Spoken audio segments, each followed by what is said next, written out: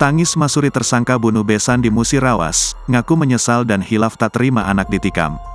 Masuri 54 tahun tersangka pembunuhan besannya sendiri tak kuasa menahan tangis saat dihadirkan dalam press release yang digelar di Polres Musirawas, Selasa, tanggal 26 Desember tahun 2023. Dengan tangan diborgol dan mengenakan baju tahanan biru serta celana pendek, tersangka Masuri duduk di bagian depan menghadap ke awak media saat press release berlangsung.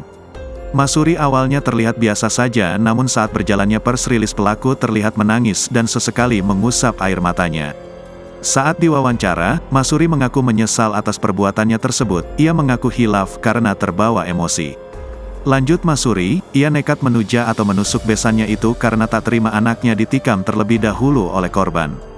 Press release ini dipimpin langsung oleh Kapolres Mura, AKBP Danu Agus yang dipusatkan di halaman depan Mapolres Musirawas. Kapolres Musirawas, AKBP Danu Agus Purnomo mengatakan tersangka ditangkap di Dusun Talang Gunung Desa Simpang Beliti, Kecamatan Binduriang, Kabupaten Renjang Lebong, Bengkulu, pada Minggu, tanggal 24 Desember tahun 2023, sekira pukul 13 WIB.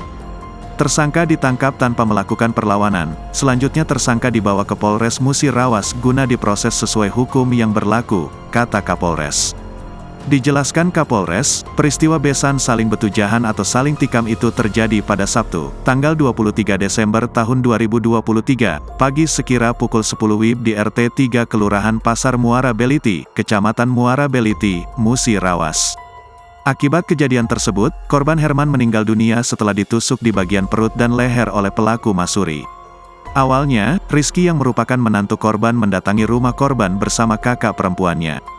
Keduanya datang dengan maksud akan mengajak istri dan anaknya kembali ke rumahnya karena habis melahirkan di rumah korban. Namun sesampainya di rumah korban, Rizky tidak dibolehkan oleh korban untuk mengambil anaknya karena baru lahir dan berusia 6 hari.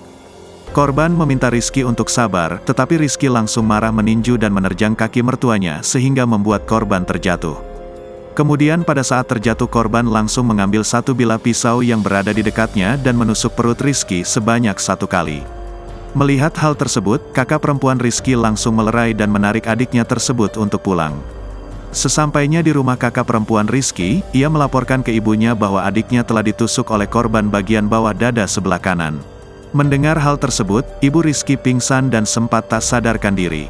Kemudian ia langsung menelpon ayahnya yakni Masuri yang sedang mengambil buah pit di daerah Rompok Gegas. Mendengar hal itu pelaku tidak terima dan langsung emosi sehingga mendatangi rumah korban dengan membawa satu bilah senjata tajam jenis pisau. Sesampainya di lokasi, korban yang sedang duduk di ruang tamu langsung ditusuk oleh pelaku di leher dan perut sehingga korban langsung terjatuh di lantai ruangan tamu dan meninggal dunia. Akibat kejadian itu, keluarga korban melaporkan kejadian tersebut ke Polres Musirawas guna proses sesuai hukum yang berlaku.